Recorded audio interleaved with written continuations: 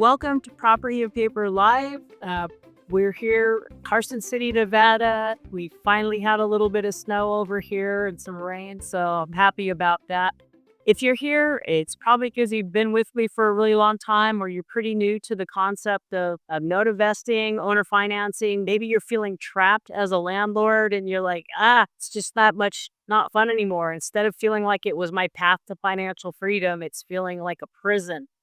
Well, you're here to get the tools to understand how you can get the keys to your own jail cell and let yourself out. When people say they want out of landlording, they usually don't understand that they can become the bank. But before we get then, if the people that know about note investing, they think that they got to sell all of their, maybe sell a couple rentals and invest in notes. And for some people, maybe that does make sense. But I always like to remind people that carrying paper on property you already own can be the best way to start investing in the note business.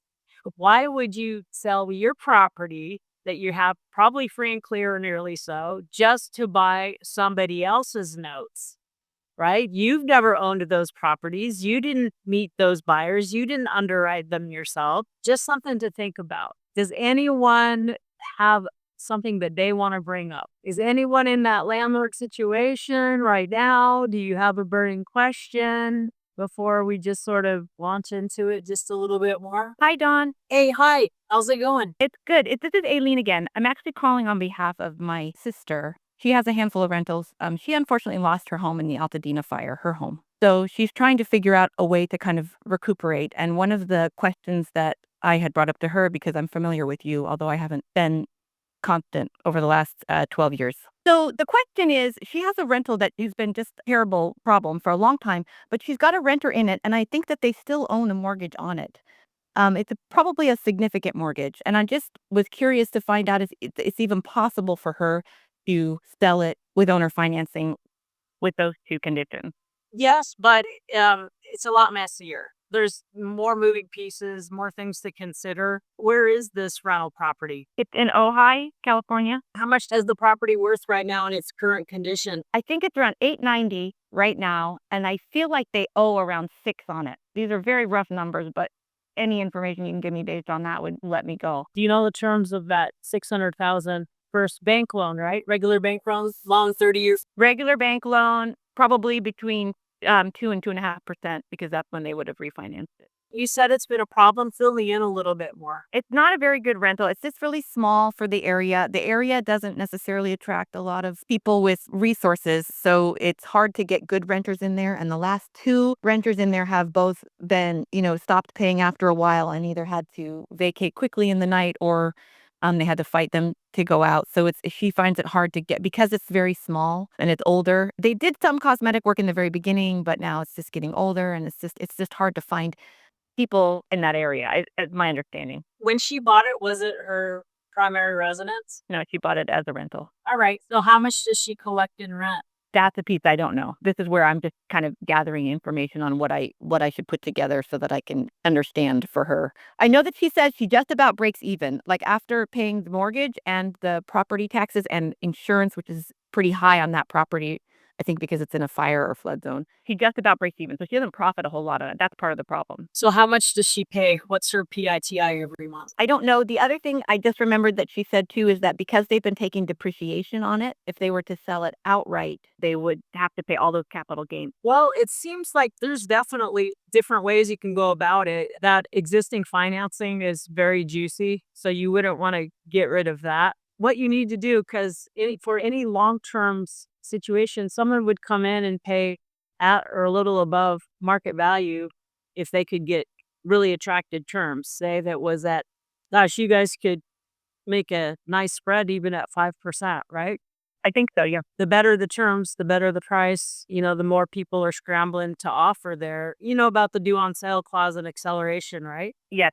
Even if there's just a 1% chance they would call that loan, it would ruin everybody and there'd be lawsuits probably. I don't know. I love the title holding trust system. That way, if you're in compliance with all the regulations, the banks just have a really hard time. I have yet from my guy Scott that's been doing this for a couple decades or more. He's yet to see any case where a lender was successful in accelerating. So that's one option where your sister would retain a beneficial interest in the trust that owns the property, not all of it. She would own a beneficial interest, and then you'd have a resident beneficiary that comes in, but they could only put down 5% to stay in compliance with this particular system. So let's say they can bring in what, 50 grand? Is that five per? Yeah, 5 per 50,000. But if she doesn't need the money, what's her biggest thing? Does she need the equity, or does she just need not to? What does she really need? Anything would help right now because they're in such weird straits, but to have it not be a burden would be just some relief from it, where she doesn't have to worry about it, and selling it would give it a long-term eventually it's gone, completely off of her plate. What do you really need the most, and what kind of risk can you tolerate? Depends on which way you're gonna go with it. If she really needs cash, like a couple 100,000, who cares? Pay your taxes and get some money in your account, because right now, if we're going into more and more economic uncertainty, owner financing and paying a little bit of taxes maybe isn't the biggest problem. If something goes sideways and then she has to sell and the market has gone down for some weird reason, then like, okay, then the equity she has right now disappeared. She feels like she wouldn't get that much out in cash. I think that's part of the problem, and so we're still doing research on how what that would look like based on the capital gains, but that's what her concern is, so Yes, she has to go to her accountant and know exactly what her numbers are. And then we can say, hey, let's get to the table and say, here's the reality if you sold for cash. What do you need short term? What do you need long term? And then here's what you can do, A, B, C. But what should you do based on your sister's particular situation? You may think that, oh, the numbers pencil out great, but those of us that have been around the industry a while, we see how the movie plays out, over decades, and maybe risks or considerations that you might not think of, are there. When I chat with somebody one on one, it's really like half business and half life coach. yeah, no, I understand. I think if you could give me just a list, I'm making some bullet points of what information can I gather so that I can circle back with you at another time when I'm informed. You got to know exactly from your accountant with your sister's particular tax situation what a cash sale would do. And then we could go from there. Be sure of what her mortgage is. Like, it's nice to get a copy of her mortgage note, a recent mortgage statement. I need to know how much she's paying in rent. Like, I want to know what her all in payment is. There's at least 3 ways she could get, leverage that nice existing financing. And depending on what her particular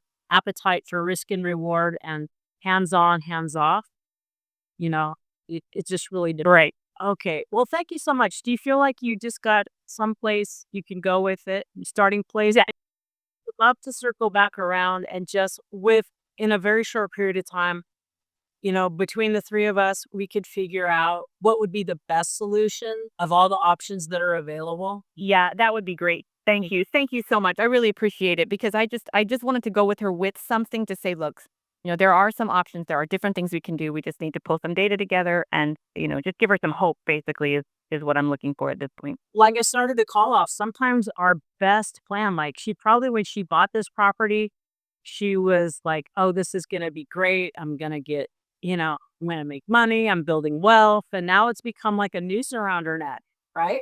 Yes, that's exactly how she feels. We need to turn the noose into a golden goose. Thank you. That's awesome. I will tell her that. Right. Okay. So that was really juicy to bring up a lot of great, conversations about options for people. And a lot of people actually, we hear a lot about subject to, but you know what? 38%, it's estimated somewhere between 35 and 43% of properties in the US are owned free and clear. There is a lot of equity out there. And there are a lot of landlords that's, they almost feel like they got gypped, like the game changed. Sometimes they're not making any money, right?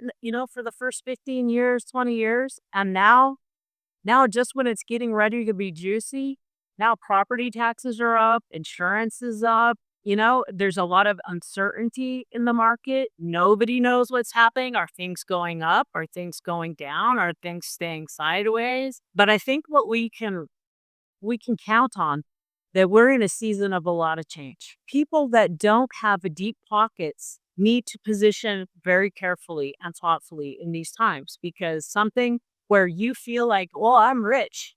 I've got $1 million in equity between my three houses, you know, that can disappear real fast, just like the stock market, just like crypto. You can lose your job. I've got my sister in Silicon Valley. She makes a great income. She pays a stupid amount of rent, but their company, along with a lot of other Silicon Valley companies, are cutting at least 10% a year, if not 10% every 6 months right now. So she never knows she's going to be around. Of course, she's only 2 years younger than me. So you gonna be 58 years old and go try to get, yours get hired again. She was with this company since it was a startup years ago. If these rentals are somebody's major net worth, there's some very careful consideration to say, do I take some profits off the table? Do I take some of my portfolio and carry paper? So now I've got some mortgage and some rentals. Do I want to do lease options? Do I want to diversify in other ways? Maybe you have no exposure to other assets that could do very well as our complete paradigm shifts. Our complete financial paradigm is being reworked. Just most of it don't really know it yet. It's not super obvious, but they're building, I think the new treasuries stuff is being built on the blockchain. I can't articulate this as well as others, but there's a lady that I followed for a while when I was hiding.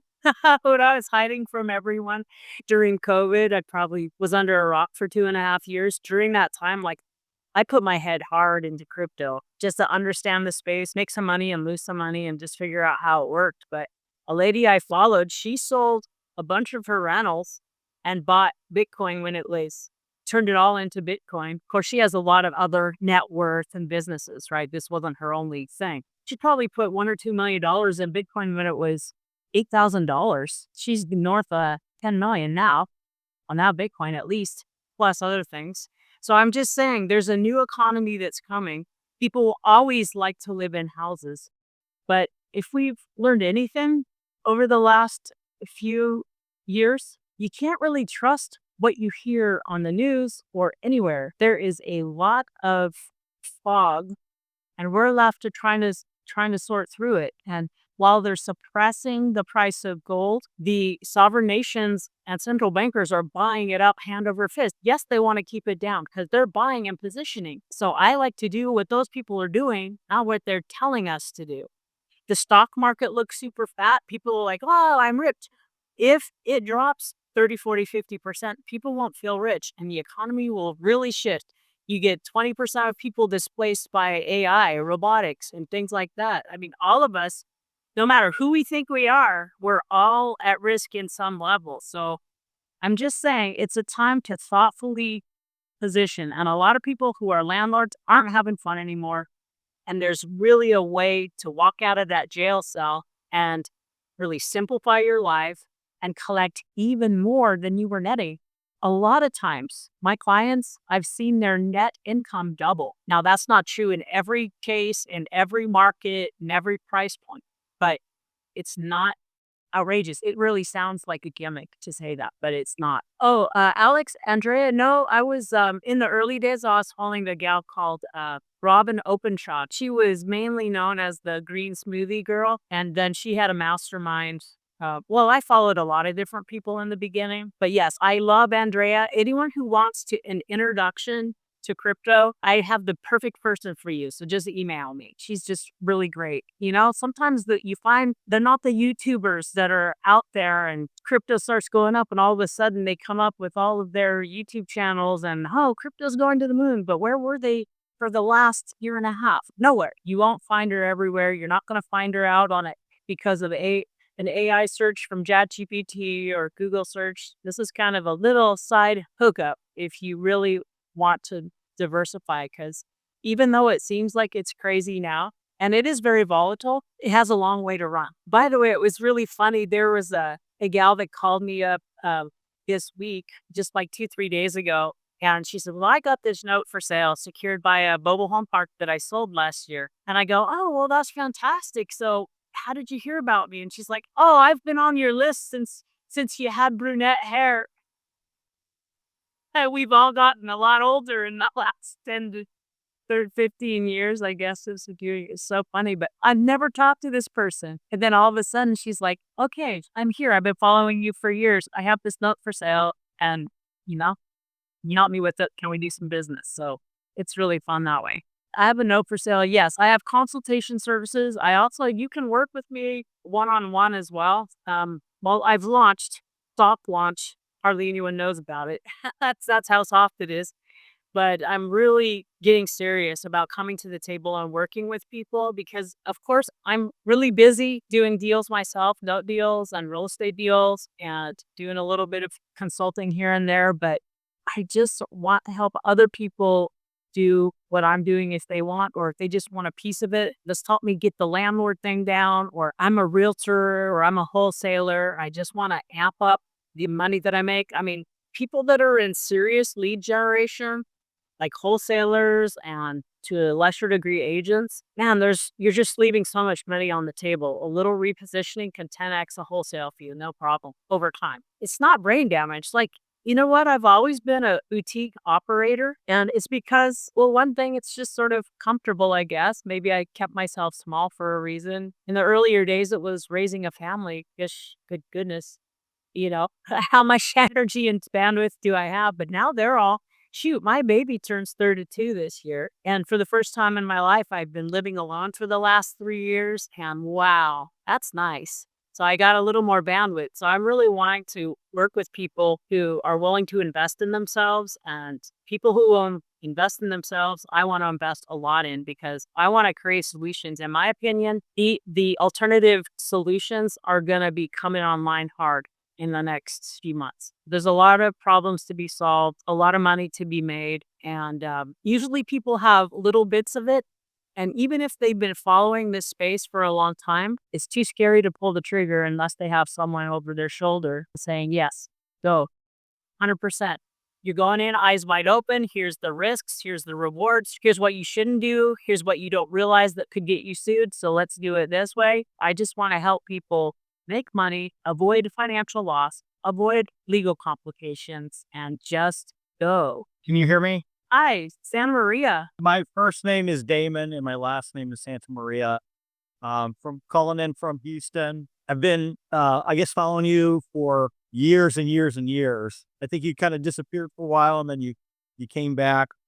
But anyway, so I have a bunch of rentals. I've got, I think, 14 rentals, and then I've got about 6 notes. Been doing this for the last 13 years or so. Got a lot of good appreciation with the rentals, but still have a ways to go to pay them off. My question is with inflation being as high as it is, and interest rates as high as it is, I guess I kind of question, do I really want to be the bank if I'm being paid back in dollars that are worth less in the future, with my rentals, I guess. Great question. Thanks for bringing that up, and thanks for being a longtime follower. And so, to your point, it's like everybody's situation is different. But no matter what interest rate you're making, that conversation is still the same, right? I don't know if even if you're making your 10%, it's not an appreciating asset, right? It's nice to have that blend between property and paper because you have the tax benefits you so finely articulated. There's a big picture. It's your taxation, it's your overall net worth, it's what do you have in qualified accounts versus just regular accounts. Because if you're deferring capital gains, you're not going to hold property in your IRA. Like, have the notes, the interest income in your qualified accounts where they're tax deferred or tax free sometimes, and hold the properties outside for the tax benefits. I'm curious about the note portfolio. Are you just doing private lending? If you're getting a straight 10%, it sounds like maybe interest-only loans, or how did you get started with the note investing? They are just land contracts in Michigan. So I'm kind of an out-of-state investor. I just kind of so many. These were notes that were already in place, already qualified. They weren't the best qualified borrowers, trying to bring them current. This most recent one, I had to do a forfeiture on, and during that forfeiture process, she moved out, and homeless drug addicts moved in and burned the house down. So, anything that could have happened, the things that keep you up at night has happened, just over time. And the insurance paid the claim and we're good there. But, those are the, the types of things that can keep an investor up at night. And that's not to say that that one wouldn't happen with my rental portfolio as well. But these were just problematic borrowers. And the second one that I'm going through right now, I've had to take to court 4 separate times over the last 6 or 7 years to get forfeitures. And in the 11th hour, she's always begged, borrowed, and stole to come up with the money to stay in the property. But it's those types of things. And my wife's like, why don't you just take that money and go put it in the stock market or something else that's less problematic? So I think we all kind of scratch our heads and say, hey, is it worth it? And then we complain all the way down to the bank. And when the money's sitting in the bank, we're like, hey, it's it's not so bad, right? It's just those types of things that I kind of flip flop on. Am I doing the right thing? Am I diversified enough? Am I putting money in appropriate buckets so that when I reach retirement, I'm in a good position to retire, I guess. Yep, I think everyone could agree if they are in that situation.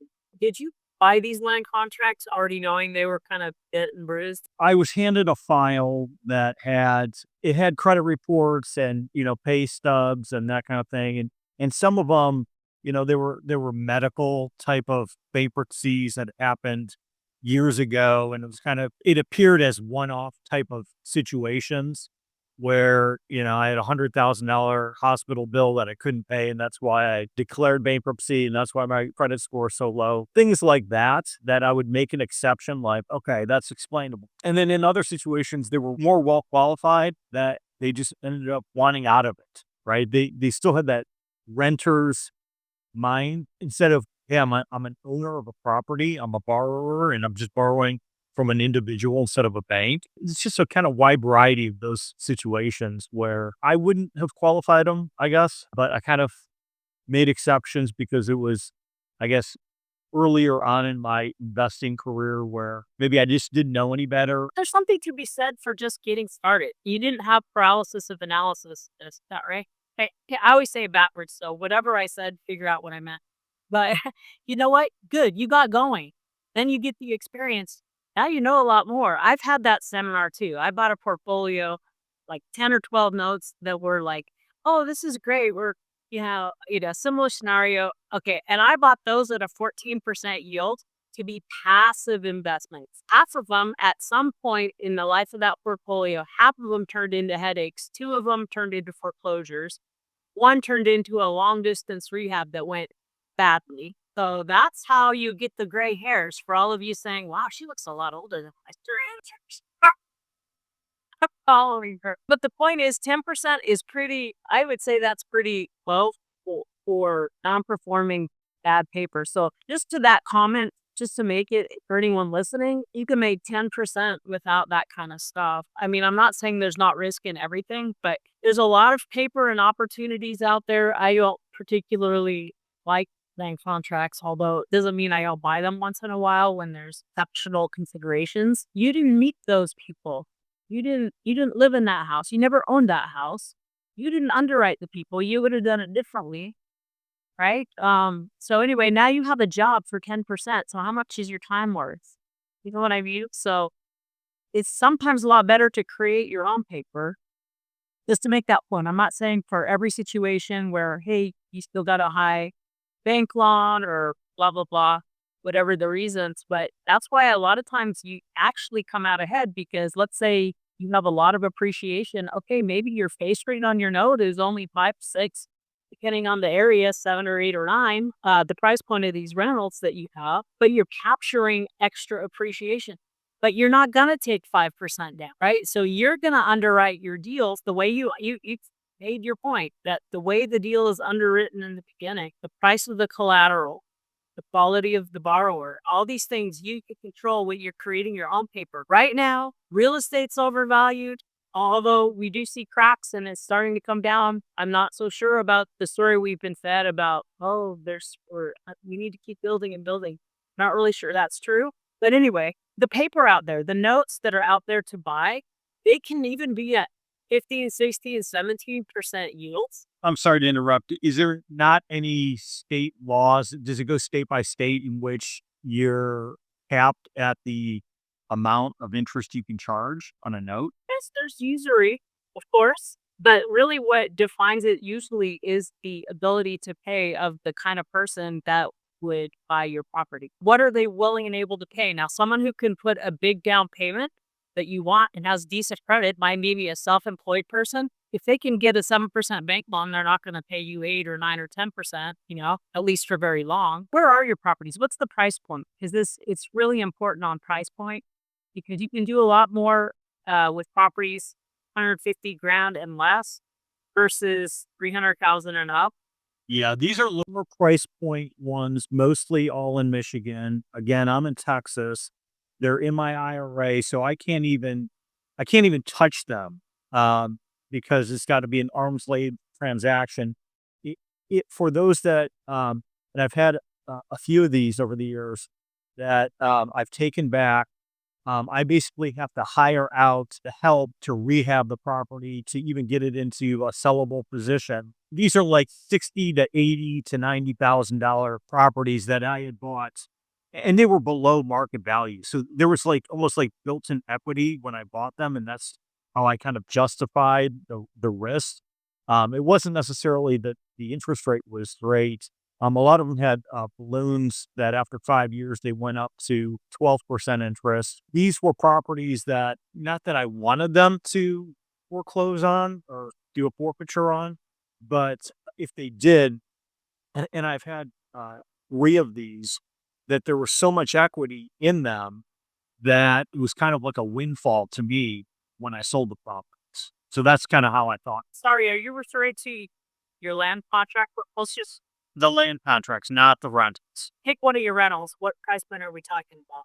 I'd say when I bought them, because I started in 2013, they were below $100,000. Now they've all appreciated. So the average value now is probably closer to 200,000. The rentals are for the most part doing fine. I've got a couple of really bad property managers that, I scratch my head at why I'm still in that relationship. These are all out of state. So I did the whole I jumped in head first, buying properties out of state. Thankfully, with my rentals, I put, 25% down. I mean, I wasn't that stupid, but they all look great on paper. And for the most part, it was ready, shoot, aim. And now I'm trying to re-aim the bullet that's already left the gun. I've been very fortunate. The cash flow on all those properties and the equity has been very good. The depreciation that I take every year, tax time, has been very good. So I've got really no complaint. And I'm really referring to the land contracts right now. Yeah, and also just to keep in mind, people think and this lots of attorneys are still telling their clients that land contracts that it's easy to evict if you have a lease option or land contract. And the CFPB has actually come out and said, if it walks like a duck, quacks like a duck, it's a duck. So if tenants know their rights, lease option and land contract people, you can't just evict them. You're gonna have to go through a foreclosure process. If they don't know their rights and they walk away, great. But if they know their rights, and you kick them, try to evict them, you get a lot of trouble. But for you, in the lower price rentals, like you're talking about 200,000, you can easily underwrite. You know what these properties are. If they're perfect. If they're not perfect, you know why and what's going to come up, right? It's easy in that price point if you can get a good down payment. You're not going to take 5, maybe 10% 's a little. It used to be the standard. 10% is great. Now it's a little riskier. You're staying closer to 12 to 14% would be, I guess, more acceptable. That's the bare minimum that anybody should take down. But more is better.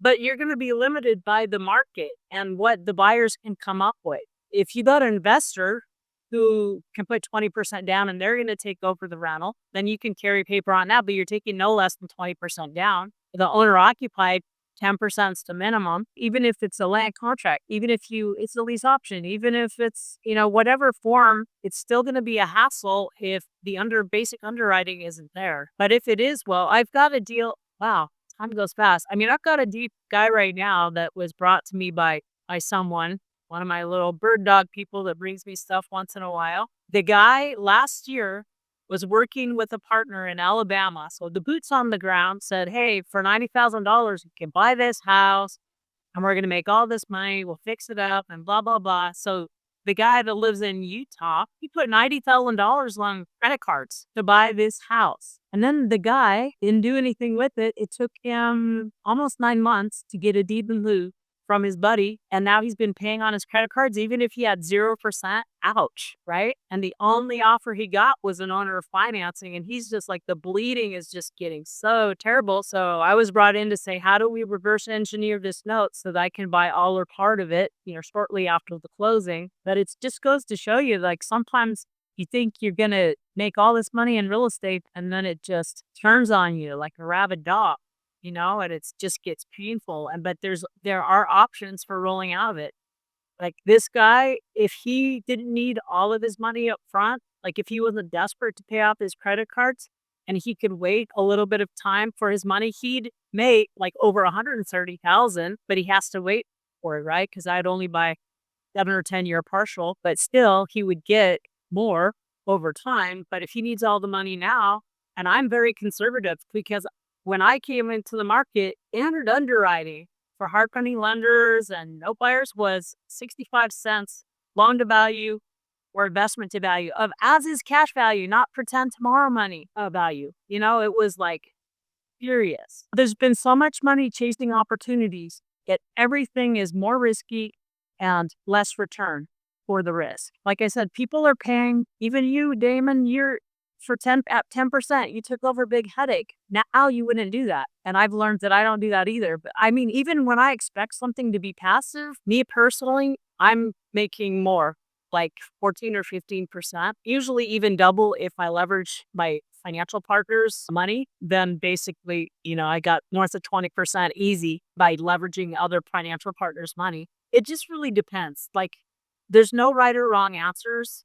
But this paper that's getting written that we're running through an RMLO, you got to do it right these days, people. I'm having Madison get involved, Madison Management, and then they're going to be the RMLO and they're going to service this note. But it's written at 9%. Most states you can get up to 10% or 9.9%. Some states you can go up a lot higher, maybe some not quite so much. But once you understand the concept of something, you can figure out what the mechanics and nuts and bolts and who's licensed to do what. What I bring to the table is what's possible, what could you do, okay, then what should you do based on your particular goals and situation? And then, okay, well, let me just look over the note to make sure we got everything in there. Because if you go to sell, let's say you don't want it to be worth nothing, but you don't want it to be worth 50 cents on the dollar. You want it to be worth, 80, 85, maybe 90%. So how you put the paper together makes all the difference. But in your price points, it's not uncommon for me to see 9% face rate on the note. And in that case, that means when you go to sell it, provided you've done everything else correctly, the difference between 9% face rate on the note and let's say I'm buying it at a 12 or 14%, if it's a partial, it's different. Partials are, you calculate those differently, but at least I do for mine. So it's not very far. Let's say just 12%. That's only a 3% spread. So your discount for selling any of that payment stream is going to be very small. Whereas the face rate, let's say on a note, well, in order to get $500,000 for their property, they had to write the paper at 6%. And if I still need that same 12%, the discount's going to be higher because the difference between my yield requirement and the face rate on the note is a lot farther. I don't know if you got anything out of that, Damon, but I think the conversation is very juicy for people to chew on and just say, hey, this is really what happens. You got to be very thoughtful about what you do because there's risk in anything. And just because you think you're going to get a certain yield, unless you've been around the block and had seminars like Damon and I have had together, we both had, not together, and probably several people on this call, you don't know how the movie plays out. You don't know the risks and the risk that could come. You don't know the rewards that could. I mean, I've told many times a story where it was over time, over a 10-year period, I made 10 times the amount I could have done on a wholesale deal or a flip. because I stayed in the deal I made. I don't have to do high volume because I know how to squeeze the living juice out of every dollar, every way to play it, every hat you can wear. I know how to do it. So I can squeeze a lot out of every single opportunity. So I usually get paid 2, 3, 4, 5 times over a 10-year period staying in the deal. Do you want a job or you don't want a job? All right. Is this a little piece of your net worth? There's a big piece of your, everyone's in a different situation. But Damon, thank you so much for bringing that on. That was really awesome. I think Homer was just saying, gosh, where's Homer? I am pretty new at this. I'm wanting to do my first deal. However, I am currently underemployed, trying to make ends meet. Should I find my first deal? You just pick up the phone and you start calling on real estate deals, especially ones that are stale on the market.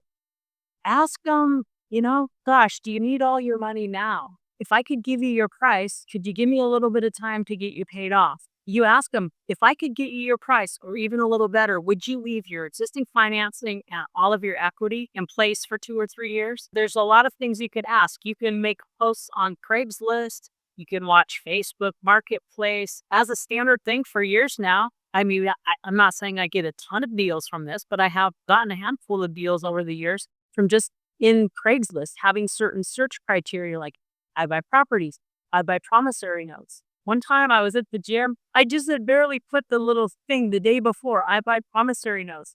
And it's like 7:10 in the morning. I'm going from one machine to the other and I'm like, oh shoot. And I sat down and I called right then. I did really well on that little note. It was a note no one else would buy, but it was in my hometown, Carson City, Nevada. And I did really well on that. And another one came that way too.